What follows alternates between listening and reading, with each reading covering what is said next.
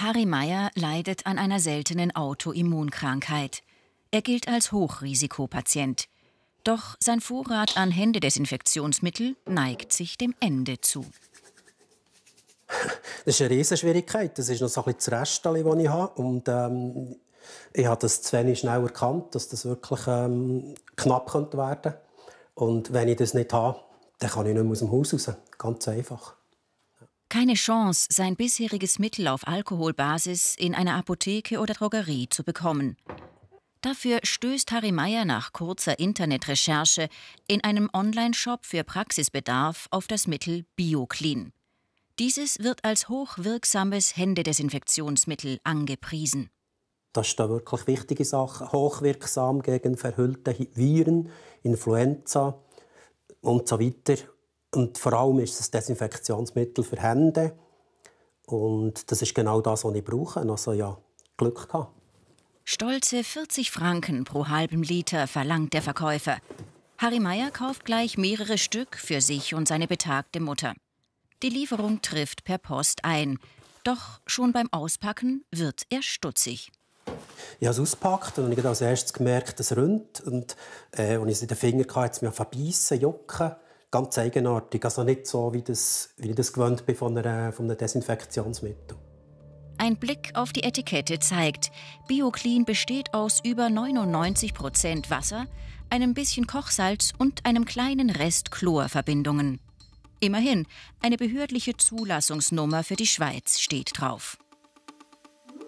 Kassensturz fragt nach beim Bundesamt für Gesundheit.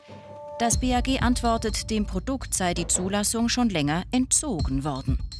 Das Produkt BioClean der Firma Aquapresent Suisse ist zurzeit nicht legal auf dem Schweizer Markt. Es verfügt über keine gültige Zulassung als Biozidprodukt. Die zuständigen kantonalen Chemikalienfachstellen sind informiert und leiten die entsprechenden Schritte ein. Zudem war es nie für die Händedesinfektion zugelassen. Eine regelmäßige Anwendung auf menschlicher Haut verursacht Reizungen und führt zu trockener und rissiger Haut. Doch das hält die Firma Aquapresent nicht davon ab, BioClean weiterhin hautfreundlich, wirksam gegen das Coronavirus und als für Babys und Kleinkinder geeignet zu bewerben. Aquapresent schreibt Kassensturz: Die Deklarierung als Handdesinfektionsmittel war ein technisches Versehen, das wir umgehend wieder rückgängig gemacht haben. Die Etikettendeklaration war immer korrekt. Kassensturz erhält von Zuschauern mehrere Hinweise auf selbsternannte Gesundheitsexperten, welche die Gunst der Stunde nutzen wollen. Einer von ihnen ist der Schweizer Andres Bär. Er preist für 75 Franken einen selbstgemachten Chip als Vorsorge gegen eine Infektion mit dem Coronavirus an. Die kühne Behauptung im YouTube-Video, auf dem Chip habe er die Information von vielen homöopathischen Arzneimitteln abgespeichert, welche sich dann auf mirakulöse Art auf ein Glas Wasser übertragen lasse. Wir nehmen nur die Information auf dem Chip, geben das ins Wasser, weil das Wasser ist einer der besten Schwingungsträger überhaupt. Und wir trinken dann einen Schluck nur von diesem Wasser, anstatt wir da 1, 2 Tabletten einnehmen oder ein paar Kügelchen da zersaugen. Kassensturz zeigt die Werbung für den Corona-Vorsorge-Chip Ruth Mosimann von Swissmedic. Sie leitet die Abteilung illegale Heilmittel.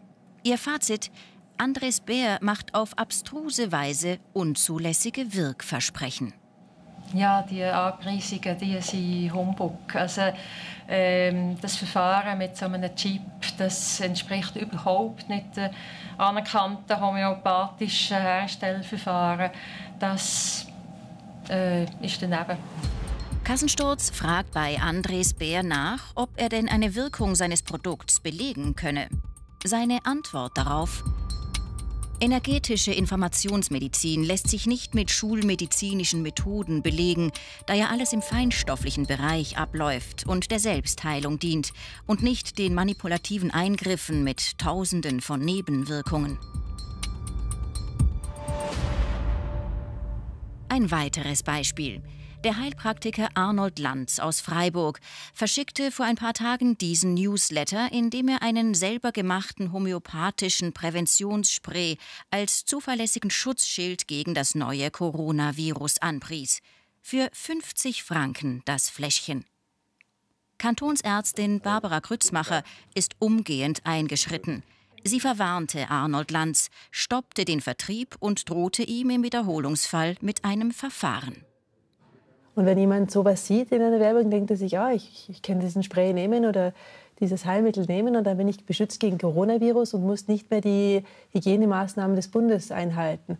Und dann würden die Leute dann sich in falscher Sicherheit wiegen. Und deshalb sind wir eingeschritten, weil das nicht geht, dass man aktuell die Notlage der Leute und den Stress, die Angst der Leute ausnützt, um Geld damit zu verdienen eigentlich. Heilpraktiker Arnold Lanz spurt. Nur betreffend die behauptete Wirkung seines Sprays zeigt er sich nach wie vor uneinsichtig. Er schreibt Kassensturz: Ich habe die Wirkung im Eigenversuch überprüft. Ich bin mir bewusst, dass das kein wissenschaftlicher Nachweis ist. Meine Formulierung ist unvorsichtig. Ich nehme sie zurück. Sowohl Lanz mit seinem Spray als auch Bär mit seinem Chip berufen sich auf die Homöopathie. Doch der Homöopathieverband Schweiz stellt klar, es gibt noch kein Mittel gegen das Coronavirus. Im Moment haben wir keine Erfahrung mit der positiven Behandlung vom Covid-19. Und entsprechend können wir keine Empfehlung herausgeben für ein Mittel, das bei Patienten wirken wird.